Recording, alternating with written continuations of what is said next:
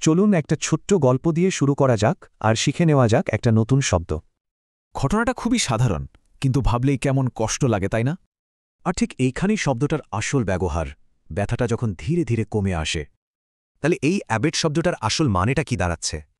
সোজা কথায় কোনো খারাপ জিনিসের জোর বা তীব্রতা কমে যাওয়া। এর আরও কিছু সমর্থক শব্দ আছে, আর সবগুলোই কিন্তু কমা বোঝায়। মজার ব্যাপার হলো, এই শব্দটা কিন্তু শুধু ব্যথার ক্ষেত্রেই ব্যবহার হয় না।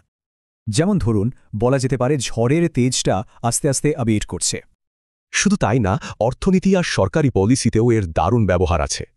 যেমন ট্যাক্স অ্যাবেটমেন্ট মানে হল ট্যাক্স কমিয়ে দেওয়া।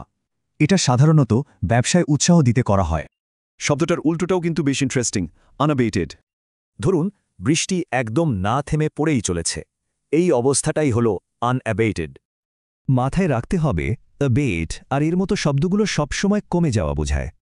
কিন্তু প্রশ্ন হল, এই ফর্মাল শব্দটা মনে রাখা যাবে কিভাবে?